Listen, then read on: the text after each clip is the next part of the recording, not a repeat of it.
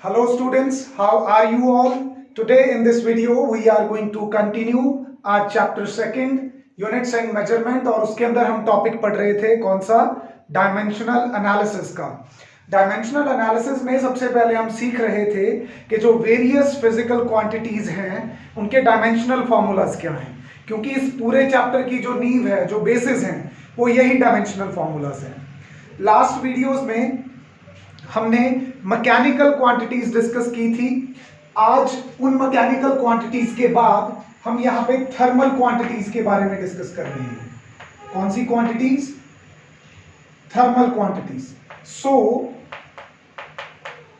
यहां से आपको एक बात क्लियर हो गई कि आज हम heat, temperature, pressure, volume, mechanical work, heat engines, इन सब चीजों की बात करने वाले हैं, राइट? तो सबसे पहली फिजिकल क्वांटिटी जो मैं आपके साथ डिस्कस करना चाहूंगा, it is heat. We know what is heat. Heat is a form of energy. So I can say heat is nothing but energy, and energy is equivalent to work, and I know the dimensions of work already from mechanical quantities. ये होता है m in square bracket ml2t minus of 2, और heat की SI unit क्या है? As it is energy, so it is joule, right? The next thermal quantity that we would like to discuss here is specific heat। ये term भी आपने कहीं ना कहीं 9th और 10th स्टैंडर्ड में सुनी हुई है। क्या होता है स्पेसिफिक हीट? जब भी किसी सॉलिड को हीट किया जाता है तो वो अपनी स्टेट चेंज करने लगता है। तो स्पेसिफिक हीट क्या होता है, या उसका टेम्परेचर वहां पे क्या है, बढ़ने लगता है, राइट? अगर किसी चीज को हम हीट एनर्जी देते हैं तो उसका टेम्परेचर वहां पे क्या होने लगता है, राइज होने लगता है। सो हम यहां पे स्पेसिफिक हीट को डिफाइन करेंगे, heat energy per unit temperature पर unit mass. So this is the formula of specific heat. Specific heat का मतलब उतनी अमाउंट ऑफ हीट से होता है जो किसी गिवन मास का टेम्परेचर एक वैल्यू से दूसरी वैल्यू तक लेके जाने के लिए हमें चाहिए होती है। ये तो आपको पता है ना कि अगर किसी चीज को गर्म करना है तो उसको क्या देनी पड़ती है, हीट। वो हीट किन चीजों पे डिपेंड करती है? वो हीट डिपेंड करती है कि हमें टेम्परेचर कितने से कितना करना है, वो सैंपल जो हमें गिवन है वो कितने मास का गिवन है। ज्यादा सैंपल गिवन है तो ज्यादा हीट एनर्जी चाहिए, कम सैंपल अमाउंट में है, मतलब कम मात्रा में है तो कम हीट चाहिए। तो यहां पे स्पेसिफिक हीट होता है हीट पर यूनिट टेम्परेचर पर यूनिट मास। अब हीट की डायमेंशन ऑलरेडी हमें पता है, इट इज ml2t-2, ठीक है, डिवाइड टेम्परेचर की क्या होती है, it is a fundamental quantity, तो केल्विन वी ऑलरेडी नो। मास का हमारे पास यहाँ पे क्या होता है, m। तो अगर मैं यहां पे इसको सॉल्व करूं, m के साथ m यहां से क्या हो जाएगा, कैंसल, k ऊपर जाएगा, तो जो फाइनल डायमेंशनल फॉर्मूला हमारे पास बनेगा that will be L² t-2 k -1, ठीक है? क्या बनेगा, L2 t-2 k -1। और अगर आप यहां से यूनिट बना के देखना चाहते हो, हीट की यूनिट क्या है, जाउल, टेम्परेचर की केल्विन, मास की किलोग्राम। सो जाउल पर केल्विन पर किलोग्राम, जाउल पर केल्विन पर किलोग्राम। बेटा क्वांटिटीज शायद आपको थोड़ी सी डिफिकल्ट लगे, पर जितनी एक्सप्लेनेशन मैं साथ में बताता जा रहा हूं किसी क्वांटिटी की, उसको अपने दिमाग में बिठाने की, लाइक अ स्टोरी, उसके साथ एसोसिएट करो उस चीज को और उसको याद रखो। थर्ड थर्मल क्वांटिटी जो हम यहां पे डिस्कस करेंगे, इसके बारे में भी आपने सुना है, 9th स्टैंडर्ड में सुना था, लेटेंट हीट। लेटेंट वर्ड जो है ये एक लैटिन वर्ड है, लैटिन लैंग्वेज का वर्ड है। लैटिन लैंग्वेज में लेटेंट बोलते हैं किसको? हिडन को। तो लेटेंट हीट का मतलब है हिडन हीट। अब इसको हिडन हीट क्यों बोला जाता है? एक सिंपल एक्सपेरिमेंट करते हैं। एक्सपेरिमेंट क्या है कि हमारे पास एक बीकर है, उस बीकर में हमने कुछ आइस क्यूब्स ले लिए, राइट। इन आइस क्यूब्स के अंदर अगर मैं यहाँ पे थर्मोमीटर लगा दूं, आई विल सी दैट कि इस थर्मोमीटर का जो टेम्परेचर है वो कितना आता है? वो 0 डिग्री आ रहा है। इसकी कोई प्रॉब्लम नहीं है यहां तक। अब इसको क्या करते हैं, इसको बहुत थोड़ी थोड़ी मात्रा में हीट देनी शुरू करते हैं। क्या होगा हीट देने से? आइस जो है वो मेल्ट होनी शुरू हो जाएगी। इसको तब तक हीट देते रहो जब तक लास्ट आइस क्यूब भी मेल्ट ना हो जाए। जैसे ही लास्ट आइस क्यूब मेल्ट हो जाएगा आप हीट देनी बंद कर दो, राइट। आप क्या देखोगे कि सारे की सारी आइस जो है वो वाटर में कन्वर्ट हो गई, लेकिन थर्मोमीटर पे अभी भी टेम्परेचर कितना है? 0 डिग्री सेल्सियस है। So my question to you is कि जो आपने हीट प्रोवाइड की थी वो कहां गई? वो सारी की सारी हीट एनर्जी इस सॉलिड आइस को लिक्विड वाटर को में कन्वर्ट करने में यूज हो गई। और हम कह सकते हैं कि वो हीट एनर्जी वाटर के अंदर क्या हो गई? हाइड हो गई। सॉलिड से जब लिक्विड बना तो ये हीट जो हमने दी थी ये उसके अंदर क्या हो गई? जो है हाइड हो गई। अब जितना ज्यादा यहां पे आइस क्यूब्स होंगे उतनी ज्यादा हमें हीट देनी पड़ेगी। तो इससे क्या पता चलता है कि जो लेटेंट हीट होती है वो हीट पर यूनिट क्या होती है? मास, राइट। ये कॉन्सेप्ट हमने 9th स्टैंडर्ड में पढ़ा था। इवन वी हैव लर्न्ड कि लेटेंट हीट जो है वो 2 तरह की होती है। लेटेंट हीट ऑफ फ्यूजन जब सॉलिड से लिक्विड बनता है, and latent heat of vaporisation जब लिक्विड से वेपर स्टेट बनती है। So latent heat is heat provided per unit mass. Heat का डायमेंशनल फॉर्मूला ऑलरेडी कर चुके हैं, mf2t-2। मास का हो गया m, और अगर इसको यहां पे हम कैंसिल करें m के साथ m, so we got L2t-2, right. और अगर यूनिट बनाने की कोशिश करें तो जाउल पर किलोग्राम। इजी। थोड़ा थोड़ा इनकी डेफिनेशंस जो हैं उनको अपने दिमाग में रख के चलो। Next quantity that I want to discuss with you is related to transfer of heat. आपने अक्सर देखा होगा कि आपने अगर गैस पे कुछ बनाने के लिए रखा है, उसमें एक बड़ा सा स्पून डालते हैं हम उसको हिलाने के लिए, राइट। तो अगर वो गलती से बीच ही भूल जाए उसके कंटेनर के जिसमें खाना पक रहा है, तो थोड़ी देर बाद क्या होता है, जब जाके हम उस स्पून के दूसरे एज को हाथ से पकड़ते हैं तो वो गर्म हो चुका होता है। जिसका मतलब ये है कि हीट जो है वो जिधर खाना पक रहा था उससे हैंडल की तरफ क्या हो गई? ट्रांसफर हो गई। मतलब हाई टेम्परेचर से लो टेम्परेचर की तरफ क्या हो गई? ट्रांसफर हो गई। अब ये हीट का जो ट्रांसफर है ये कौन कौन से फैक्टर्स पे डिपेंड करता है? मेरी बात समझ के चलना यहां पे बड़े ध्यान से। नेक्स्ट क्वांटिटी जो मैं आपको बताने जा रहा हूं दैट इज थर्मल कंडक्टिविटी। क्या बता रहा हूं? Thermal conductivity. जैसे इलेक्ट्रिकल कंडक्टिविटी हो सकती है कि वायर में से कितनी तेजी से इलेक्ट्रिक करंट फ्लो कर रहा है, वैसे ही एक हॉट बॉडी से कोल्ड बॉडी की तरफ या हॉट साइड से कोल्ड साइड की तरफ हीट कितनी तेजी से ट्रांसफर होती है वो इस पे डिपेंड करता है, थर्मल कंडक्टिविटी पे। इस चीज को ध्यान से समझना। These are my hands, right? Let's say the heat is getting transferred from my right hand to my left hand. Right hand से लेफ्ट हैंड की तरफ हीट ट्रांसफर हो रही है। ये जो हीट ट्रांसफर हो रही है ये कितनी होगी? What will be the amount of heat transferred from right hand to left hand? या फिर राइट हैंड से लेफ्ट हैंड की तरफ कितनी हीट कितने टाइम में ट्रांसफर हो जाएगी? So heat transferred per unit time की बात कर रहे हैं हम यहां पे। अच्छा, ये डिपेंड करेगा कि मेरे हाथों का एरिया कितना है। जितना ये बड़े हाथ होंगे उतनी हीट जल्दी ट्रांसफर होगी, राइट। दूसरा फैक्टर डिपेंड करता है टेम्परेचर। जितना हाथ राइट हैंड और लेफ्ट हैंड का टेम्परेचर का डिफरेंस होगा, उतनी जल्दी हीट ट्रांसफर होगी, राइट।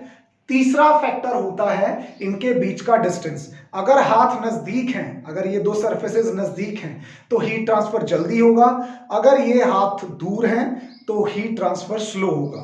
तो मैंने कितने फैक्टर बताए हीट ट्रांसफर पर यूनिट टाइम के? 3 फैक्टर्स बताए। Number 1 factor is the area of the two surfaces. Number 2 factor is the temperature difference of hot side and cold side. Number 3 factor is the distance between the hands. पहले दो factor directly proportional हैं, जितना ज्यादा area उतना ज्यादा heat transfer, जितना ज्यादा temperature का डिफरेंस उतना तेजी से हीट ट्रांसफर, ठीक है। तीसरा फैक्टर आ जाता है डिस्टेंस, जितने ज्यादा दूर उतनी कम हीट ट्रांसफर, तो तीसरा फैक्टर इनवर्स प्रोपोर्शन में है। तो रफली पहले मैं बात करता हूं, heat transferred per unit time is directly proportional to area of the surfaces, temperature difference T1 hot body, T2 cold side, divided by distance between the two hands. अच्छा, अगर यहां पे प्रोपोर्शनैलिटी हटा के मैं क्या लगाऊं, इक्वल टू लगाऊं, तो यहां पे कोई ना कोई कांस्टेंट आना चाहिए, दैट कांस्टेंट इज के, और यही कांस्टेंट क्या है, थर्मल कंडक्टिविटी। ध्यान से समझ लो इसको, आसान है अगर समझ के चलोगे। हल्की फुल्की फिजिक्स साइंस तो तुमने पढ़ी है, तो यहां से के के बारे में डिस्कशन करनी है, तो के का फॉर्मूला बनवा दो मेरे को, Q इंटू क्या आ जाएगा, D इंटू ए T1 माइनस T2, और के वैसी रहेगा। इस के का फॉर्मूला क्या, बस कैसे बनाएंगे, ये सारी चीजें इधर लाके, तो थर्मल कंडक्टिविटी के का फॉर्मूला बनेगा Q, मैं यहां पे पूरा नाम लिख दूं, ये होगा हीट के साथ मल्टीप्लाई कौन होगा कि डिस्टेंस, राइट।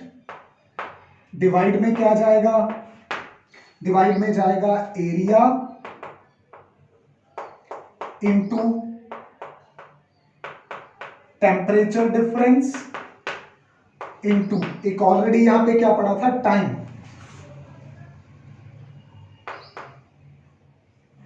ऑलरेडी क्या पड़ा था, टाइम।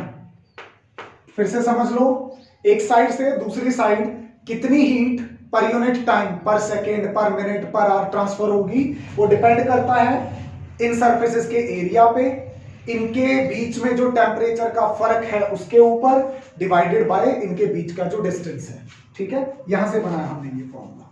तो ऐसे मैं हल्का फुल्का बताता जाऊंगा, इनकी डिटेल्स हमें आगे आएंगी, राइट। अच्छा, अभी ये सब चीजों की डायमेंशन हमें ऑलरेडी पता है। हीट इज एनर्जी, इसकी डायमेंशन क्या है, mL2T माइनस 2 इंटू डिस्टेंस की क्या होती है, L, डिवाइडेड बाय एरिया की L स्क्वायर, ये भी कर चुके हैं। टेम्परेचर डिफरेंस, डिफरेंस शब्द से कोई मतलब नहीं है, टेम्परेचर से मतलब है, क्वांटिटी तो टेम्परेचर है। केल्विन, केल्विन यहाँ पे कैपिटल के है, डोंट गेट कंफ्यूज्ड।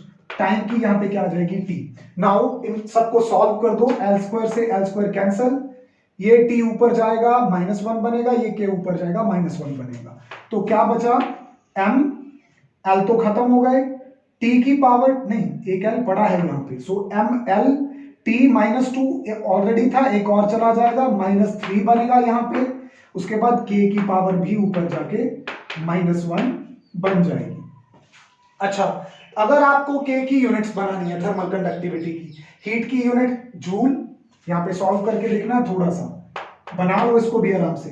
डिस्टेंस की क्या होती है, मीटर, डिवाइडेड बाय एरिया की क्या बनेगी, मीटर स्क्वायर, इनटू टेम्परेचर की क्या बनती है, केल्विन, और यहां पे टाइम की क्या बनती है, सेकेंड।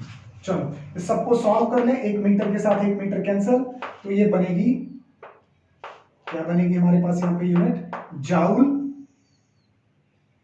यहां से मीटर ऊपर गया, पर metre, per kelvin, per second, right. Joule per metre per kelvin per second, आसान हो गया। अगली क्वांटिटी पे चलते हैं। The next quantity is universal gas constant. देखो पहली बार सुना है तुमने ये शब्द, लेकिन इतनी बात कंफर्म है कि समथिंग अबाउट गैसेस यहां पे डिस्कस होने वाला है। बेटा गैस क्या होती है? A third state of matter, solid, liquid, gas. अब हम सॉलिड, लिक्विड और गैस इनके बारे में डिटेल में पढ़ते हैं, हमें +1 की फिजिक्स में ये सब चीजें हैं। यूनिट 7 जो है वो इन्हीं चीजों के साथ डिस्कस करता है। यहां पे मैं आपको पहले गैस के बारे में थोड़ा सा बता दूं। जो गैस है इसकी प्रॉपर्टीज को स्टडी करने के लिए हम कुछ लॉ स्टडी करते हैं। इनमें से 3 लॉ बड़े फेमस हैं, इनको गैस लॉज बोला जाता है। पहला है बॉयल्स लॉ, बॉयल्स साइंटिस्ट का नाम था बेसिकली। दूसरा लॉ है चार्ल्स लॉ, राइट। और तीसरा लॉ है एवोगैड्रो लॉ। एवोगैड्रो का नाम तो चलो आपने सुना है। पहले 2 लॉ भी बड़े सिंपल हैं। देखो एक गैस से जुड़े कौन कौन सी क्वांटिटीज होती है? गैस का कोई वॉल्यूम होता है। गैस जब किसी कंटेनर में रखी जाती है तो प्रेशर एक्सर्ट करती है। डिओड्रेंट की बॉटल्स जब दबाते हैं तो प्रेशर के साथ बाहर निकलती है। टायर के जो अंदर ट्यूब्स होती है उनके अंदर गैस अंडर प्रेशर भरी होती है। गैस का कोई ना कोई टेम्परेचर होता है। इन सब क्वांटिटीज को रिलेट करते हैं और गैस के अंदर जो मॉलिक्यूल्स होते हैं उनको हम मेजर करते हैं नंबर ऑफ मोल्स की टर्म में। तो बॉयल्स लॉ क्या कहता था? बॉयल्स लॉ कहता था कि किसी भी गैस का जो वॉल्यूम होता है वो उसके प्रेशर के इनवर्सली प्रोपोर्शनल होता है। जिसका मतलब ये है कि अगर किसी गैस को आप बहुत ज्यादा प्रेशराइज कर दोगे, उसके ऊपर प्रेशर बढ़ा दोगे, तो उसका वॉल्यूम कम होता जाएगा। या उल्टा कह दो कि अगर किसी गैस का वॉल्यूम बहुत ज्यादा है तो उसका प्रेशर बहुत कम होगा, और अगर उसका वॉल्यूम बहुत कम है तो उसका प्रेशर बहुत ज्यादा होगा। ठीक है, डिओड्रेंट्स के अंदर ये केस हम देखने को मिलता है हमें। चार्ल्स लॉ क्या कहता है? चार्ल्स लॉ कहता है कि जो वॉल्यूम ऑफ गैस है वो डायरेक्टली प्रोपोर्शनल टू टेम्परेचर होता है। मतलब जितना ज्यादा आप गैस को हीट करते जाओगे उतना उसका वॉल्यूम बढ़ता जाएगा। सिंपल सी एग्जांपल देता हूं, अगर कोई बलून को हम ब्लो करके धूप में रखते हैं तो कुछ देर बाद वो अपने आप बर्स्ट हो जाता है, फट जाता है। रीजन बिहाइंड इट कि जब हमने उसको धूप के अंदर रखा तो उसके अंदर जो हमने एयर भरी थी वो सन हीट की वजह से एक्सपैंड होने लगती है। As it receives the temperature, as the temperature rises of the gas, तो उसका वॉल्यूम जो है बढ़ने लगता है। अब बलून उस वॉल्यूम को संभाल नहीं पाता तो वो क्या हो जाता है? बर्स्ट हो जाता है, क्योंकि गैस बलून पे क्या लगाती है? प्रेशर लगाती है। तो वहां पे वॉल्यूम बढ़ने लगा था। ठीक है, अच्छा, volume directly proportional to temperature. तीसरी चीज क्या है? Volume is directly proportional to number of moles of gas. Number of moles क्या होते हैं? नंबर ऑफ मोल्स एक तरीका है किसी सब्सटेंस की अमाउंट को देखने का। जैसे आप किलोग्राम में देखते हो, for example 2 kilogram sugar is more than 1 kilogram, so I can say 2 moles of gas are more than 1 mole of gas.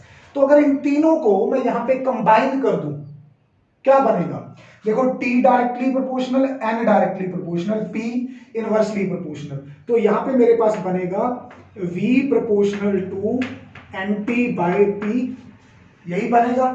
अगर मैं यहां पे इक्वल टू लगा दूं तो यहां पे बेटा एक कांस्टेंट आ जाएगा। उस कांस्टेंट को बोलते हैं, क्या बोलते हैं? Gas constant. NT by P वैसे ही आ गया। तो सर गैस कांस्टेंट तो पता चल गया, ये आगे यूनिवर्सल मतलब क्या है? यूनिवर्सल मतलब ब्रह्मांड, जो पूरे ब्रह्मांड में जिसकी वैल्यू क्या रहे? सेम रहे। That is why we call it universal gas constant. तो यहां से आपके पास एक बहुत ही इंपॉर्टेंट इक्वेशन निकल के आती है, PV is equal to nRT।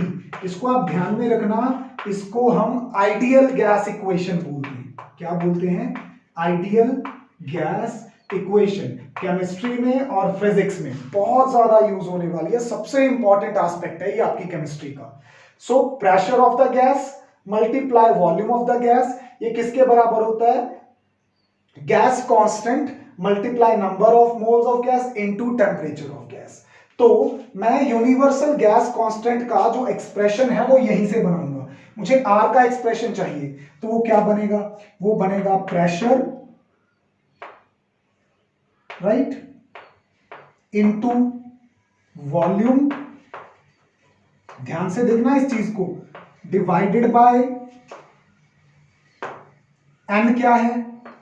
Number of moles इनकी amount of substance, in short लिख देता हूं सब्सटेंस को, इनटू साथ में क्या आ जाएगा, टेम्परेचर। तो बेटा ऐसे ये चीजें आप नोट रखना अपने साथ, लेक्चर जब सुन रहे हो ना तो कॉपी पेन साथ में रखो और ये हिंट्स लिखते जाओ, दीज आर हाईली इंपॉर्टेंट। ठीक है, 3 गैस लॉज यूज किए, उनसे एक इक्वेशन डिराइव कर ली, इसको आइडियल गैस इक्वेशन बोलते हैं। इस इक्वेशन में से किसका फॉर्मूला बना लिया, यूनिवर्सल गैस कांस्टेंट का। यूनिवर्सल गैस कांस्टेंट की वैल्यू फिक्स होती है, अभी आपको थोड़ी देर में पता चल जाएगा कितनी होती है। I can tell you that, हालांकि इस स्टेज पे यहाँ पे हमारे लिए वो इंपॉर्टेंट नहीं है। इंपॉर्टेंट हमारे लिए क्या है, इसका फॉर्मूला। प्रेशर का डायमेंशनल फॉर्मूला क्या होता है, फोर्स अपॉन एरिया, हमने ऑलरेडी बना रखा था। तो m l minus 1 t minus 2, ये हो गया प्रेशर का dimensional formula, right, into volume जो है, वॉल्यूम का डायमेंशनल फॉर्मूला क्या होता है, l cube divided by amount of substance, इसको किस में मेजर करते हैं, मोल्स में, वी नो दैट, और टेम्परेचर को किस में डिनोट करते हैं, केल्विन्स में।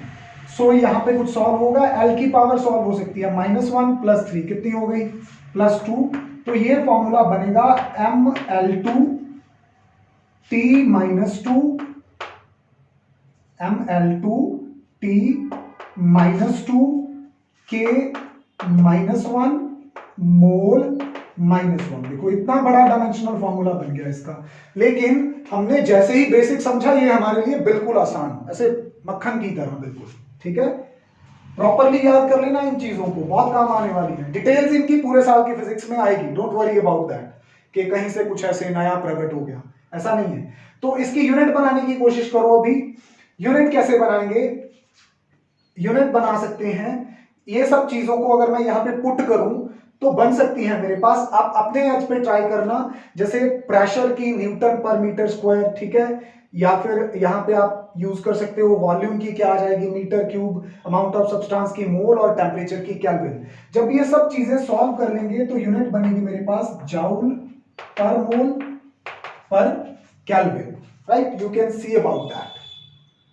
अच्छा, उसके बाद हम क्या कर सकते हैं, एक्चुअली आप सोच रहे होंगे कि यहाँ पे वर्क जैसा कुछ नहीं है, तो वहां पे जूल कैसे आ गया। बेटा in case of gases pressure into volume work होता है, आप चेक करके देख सकते हो कैसे। प्रेशर इनटू वॉल्यूम क्या होता है, work. Pressure into volume work होता है इन केस ऑफ गैसेस, अपने आप ये चेक करना, नहीं पता चले तो ask me in the comment section.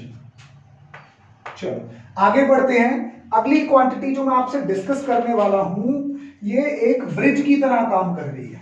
अच्छा, पहले ये 5 क्वांटिटीज रेज कर दूं। अगली क्वांटिटी है ब्रिज। ब्रिज का काम क्या होता है, ब्रिज का काम होता है 2 अलग अलग चीजों को कनेक्ट करना। यहां पे मैं किसे कनेक्ट कर रहा हूं, यहां पे मैं फिजिक्स की 2 दुनिया, 2 डिफरेंट वर्ल्ड्स, उनको कनेक्ट करने जा रहा हूं। सर फिजिक्स के कैसे 2 वर्ल्ड्स होते हैं, बेटा जो फिजिक्स है इसको हम 2 तरीकों से पढ़ते हैं। एक तो बड़े लेवल पे, बड़ी बड़ी चीजों के साथ, हम बोलते हैं उसको मैक्रोस्कोपिक फिजिक्स। मैक्रो का मतलब होता है बिग, और फिर हम ये देखना चाहते हैं कि जो प्रॉपर्टीज किसी मैक्रोस्कोपिक सिस्टम की हैं उनके पीछे राज क्या है। वो राज छुपे होते हैं माइक्रोस्कोपिक लेवल पे, एटम, मॉलिक्यूल, उन लेवल्स पे।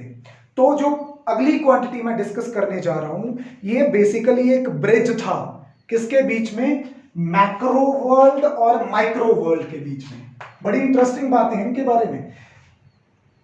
क्या नाम है उस क्वांटिटी का, उस क्वांटिटी का नाम है, after the name of scientist, Boltzmann constant. दरअसल बोल्ट्जमैन एक साइंटिस्ट थे जिन्होंने रिलेट किया था किसको, टेम्परेचर को, किसके साथ, काइनेटिक एनर्जी ऑफ मॉलिक्यूल्स के साथ। क्या बताया था कि किसी भी सैंपल का, गैस के सैंपल का, सॉलिड और लिक्विड की भी बात कर सकते हैं, मेजरली हम यहाँ पे गैसेस की बात करेंगे, उनका जो टेम्परेचर होता है, जितना भी उनका temperature 10 degree, 20 degree, 50 degree, 100 degree, वो जो उनका टेम्परेचर होता है वो किन की वजह से होता है, उस गैस के जो मॉलिक्यूल्स हैं वो कॉन्टिन्यूसली रैंडम मोशन में होते हैं। उन मोशन की वजह से उनके पास क्या होती है, काइनेटिक एनर्जी। तो टेम्परेचर यहां पे हमारे पास मैक्रोस्कोपिक वर्ल्ड से जुड़ी हुई चीज है, और काइनेटिक एनर्जी ऑफ किसकी बात हो गई, मॉलिक्यूल की, ये माइक्रो वर्ल्ड से जुड़ी हुई। तो बोल्ट्जमैन ने बताया कि मैक्रोस्कोपिक प्रॉपर्टी जो टेम्परेचर है वो दरअसल microscopic quantity kinetic energy of molecules पे डिपेंड करती है। तो बोल्ट्जमैन कांस्टेंट को हम यहां पे कैसे डिफाइन करते हैं, बोल्ट्जमैन कांस्टेंट जो है इसके साथ हम तब काम करते हैं जब हमें प्रॉपर्टीज देखनी हो, वहां पे हम अमाउंट ऑफ सब्सटेंस ना लेके चले, बल्कि हम सब्सटेंस के अंदर जितने मॉलिक्यूल्स हैं उनको काउंट कर लें। अब मॉलिक्यूल्स को काउंट करने के लिए कौन सा कॉन्सेप्ट आता था, 9th स्टैंडर्ड का मोल कॉन्सेप्ट, ठीक है। तो बोल्ट्जमैन कांस्टेंट जिसका symbol K with subscript B है, जिसका मतलब बोल्ट्जमैन है, इसका फॉर्मूला होता है universal gas constant divided by Avogadro constant. क्या बोला मैंने, एवोगैड्रो कांस्टेंट। एक चीज मैं यहां पे और क्लियर कर दूं, बेटा एवोगैड्रो कांस्टेंट वही है जो आपने 9th स्टैंडर्ड में पढ़ा था। It is a number 6.022 into 10⁻23 with unit mole inverse. भूलना मत बेटा, ये नंबर को सिर्फ एवोगैड्रो नंबर बोलते हैं। क्या बोलते हैं, Avogadro number. Avogadro number with unit mole inverse is called Avogadro constant. So Avogadro number has got no unit. It is a dimensionless number. It is just a number. But when this number is treated with the unit mole inverse, we call it Avogadro constant. So be very careful about these minute differences. R का formula हम already derive कराए हैं। What was that? R का formula हमारे पास था M. It was ML2 T -2 kelvin inverse mole inverse. Avogadro constant जो है इसमें एक तो नंबर है, एक यूनिट है, क्या, मोल इनवर्स। अब ये मोल इनवर्स और मोल इनवर्स कैंसिल होंगे तो अल्टीमेटली हमारे पास क्या बचेगा, ultimately we will left with ML2 T -2 K -1। ठीक है, I hope you have understood this now. अच्छा, उसके बाद अगली जो एक बिल्कुल नई क्वांटिटी आपके साथ डिस्कस करूंगा मैं, वो है स्टीफन्स कांस्टेंट। कई बार इसको स्टीफन बोल्ट्जमैन कांस्टेंट भी बोल देते हैं, क्योंकि स्टीफन भी एक साइंटिस्ट थे, बोल्ट्जमैन भी। इन लोगों ने मिलके काम किया था किस चीज पे, इन लोगों ने मिलके काम किया था ब्लैक बॉडी पे। अब आप कहोगे ब्लैक बॉडी क्या होती है, नाम से ही पता चल रहा है एक ऐसी बॉडी जो परफेक्टली ब्लैक है।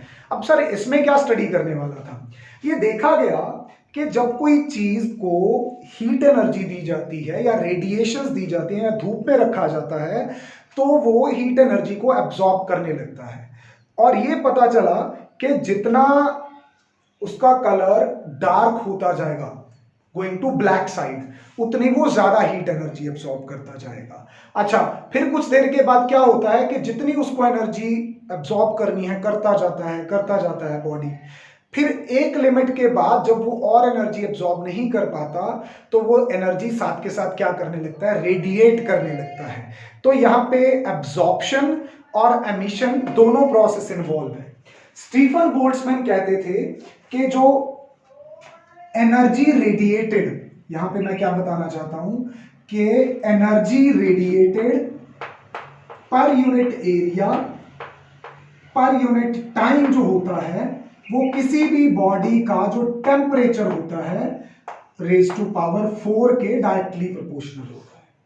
क्या कहता था Stefan Boltzmann law, energy radiated by a hot body per unit area per unit time, area कौन सा, सरफेस एरिया बॉडी का, per unit time is directly proportional to temperature raise to power 4। अच्छा, अगर मैं यहां पे प्रोपोर्शनैलिटी कांस्टेंट लगाऊं तो वो आता है स्टीफन कांस्टेंट। स्टीफन कांस्टेंट का सिंबल कुछ ऐसा है। ये कौन सी लैंग्वेज से लिया गया, ये लिया गया है ग्रीक लैंग्वेज से। इसकी प्रोनाउंसिएशन क्या है, जैसे इसकी प्रोनाउंसिएशन क्या है, ए, इसकी प्रोनाउंसिएशन क्या है सी, इसकी प्रोनाउंसिएशन क्या है एक्स। वैसे इसकी प्रोनाउंसिएशन क्या है सिग्मा, क्या है सिग्मा। तो सिग्मा का मैं यहां पे अगर फॉर्मूला बनाऊं तो वो मेरे पास क्या बनेगा, you help me out to make that. Sigma का फॉर्मूला बनेगा energy upon area into time into temperature raise to power 4। बात समझ में आ गई। अच्छा यहां पे सब्स्टिट्यूशन कर दो, ml2 T-2 divided by area की L2 टाइम की T टेम्परेचर में केल्विन की पावर 4। अब जरा सॉल्व करो, L2 से L2 कैंसल, T की पावर एक और ऊपर जाएगी तो -3 बन जाएगा, T-3 के -4। So this is the dimensional formula of Stefan's constant. और इसकी अगर यूनिट बनाने की कोशिश करें, you try joule metre square second kelvin 4। तो अल्टीमेटली मेरे पास यूनिट बनेगी joule per metre square per second per kelvin raise to power 4, वो यूनिट बनेगी। अगली चीज जो मैं आपसे डिस्कस करने वाला हूं उसका नाम है सोलर कांस्टेंट। अब यहां से आप समझ सकते हैं कि जो सोलर कांस्टेंट है उसका रिलेशन किससे होगा। सोलर वर्ड किसके लिए यूज करते हैं हम, सन के लिए। सोलर कांस्टेंट हमें क्या बताता है, सोलर कांस्टेंट बेसिकली हमें ये बताता है कि सन जो है वो कितनी एनर्जी पर unit area per unit time जो है, कोई बॉडी सन एनर्जी को क्या कर रही है, एब्जॉर्ब कर रही है। जब किसी चीज को धूप में रखते हैं तो उसके ऊपर सन एनर्जी फॉल करती है, वो बॉडी कितनी एनर्जी एब्जॉर्ब करती है पर unit area per unit time, या कितनी एनर्जी रेडिएट होती है सन से। अगर हम ये मान लें, अर्थ सरफेस ले सकते हैं हम, यहां पे ऑब्जेक्ट की बजाय क्या ले सकते हैं, अर्थ सरफेस। जैसे बाहर छत नहीं है, धूप गिर रही है, तो जमीन क्या कर रही है, हीट एनर्जी को अब्सॉर्ब कर रही है, सोलर एनर्जी को। तो वो कैसे बताएंगे, एनर्जी अब्सॉर्ब्ड पर unit area per unit time. तो यहां से इसको बनाते हैं, यहां लिख लो इसको, एनर्जी पर unit area per unit time. ठीक है, इसको अभी पुट करो, चलो अपने आप सब्स्टिट्यूट करो। एनर्जी की क्या होती है, ml2 T-2 divided by L2 और टाइम की क्या आ गई T। L स्क्वायर से L स्क्वायर कैंसल, ये बनेगा आपका, एक T ऊपर चला जाएगा तो माइनस कितना बन जाएगा 3। सो mt रेज टू पावर -3। और अगर यहां से यूनिट बनाने की कोशिश की जाए, एनर्जी की जूल, एरिया की पर मीटर स्क्वायर, टाइम की पर second. Now after this I am only left with the last quantity of thermal category, that is joule equivalent